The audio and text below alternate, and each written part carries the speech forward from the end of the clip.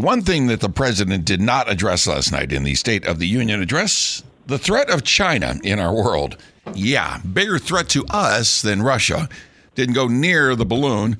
He scattered over it a little bit in some comment, but he did not directly address and show any strength when it comes to being our commander-in-chief. I thought he missed an opportunity there. Oh, wait a minute. He has to be a strong commander-in-chief in order to be able to do that, so never mind.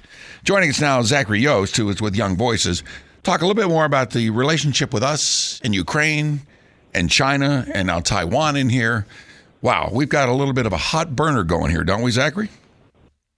Yeah, we do. We live in interesting times, to be sure.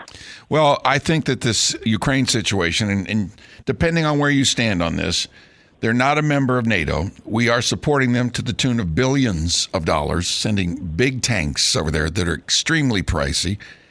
The president is saying we will continue to back them up there, but there are others that say, look, we're trying to get our budget in order, get this debt ceiling figured out, and stop all the spending.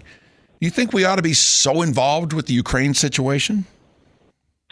The short answer is no, and it gets down to the basic fact of scarcity. As you noted, Biden didn't really address foreign policy at much length last night, but he did end his talk saying that nothing is beyond America's capacity. And that sort of colors all of this administration's approach to foreign policy. As you noted, China is more of a threat to the U.S. than Russia, yet we've sent over $100 billion of equipment and aid to Ukraine, which I certainly sympathize with them, but as you note, they're not part of NATO. It's not really a vital U.S. national interest. And we're depleting our stockpiles. The Center for Strategic and International Studies just put out a report saying it's going to take years and years to replenish the stuff we've sent to Ukraine, and the war's it hasn't even been going on for a year yet. Well, I think for every tank we're sending, we ought to be building two more. One to replace that tank we just gave away, and also one to rebolster our own military in preparation for what could be around the corner. I mean, I don't know if you saw this recently, but Kim Jong-un now is saying, prepare for war. There was another high-ranking general in our own Pentagon that says, likelihood of us being in conflict with China by 2025, he thinks is a reality here. I mean, and then you talk about what's going on with these world leaders like China's leader and Putin and Kim Jong-un. They look at this White House as being weak. This commander-in-chief as being somebody that's not really going to stand up to them, somebody that won't really respond that bad. And now with the whole situation with Biden's relationship with China via his son, Hunter Biden, who knows what's really going on and what the actual relationship is all about. Hopefully we're going to get to the bottom of some of that. But now you got to think that Taiwan's going, hey, what about us? You know, so that could be right around the corner as well.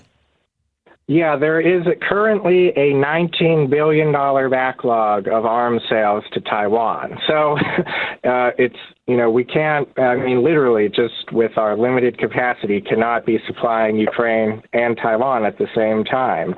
And I don't think that Taiwan is going to be invaded next week or anything. It's actually a very complicated undertaking. But at the same time, the U.S. isn't really prepared at all and doesn't really have a plan for what to do if that were to happen. I mean, in the military's own war games, they're classified, but what has been told to the press is that we lose usually.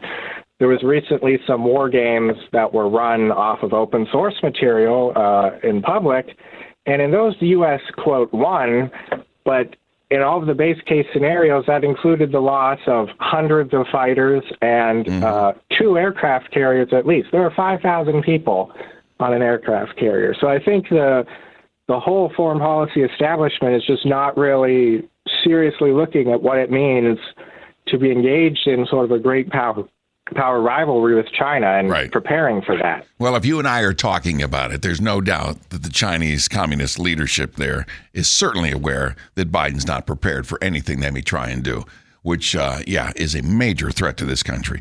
Thank you, Zachary Yost with Young Voices.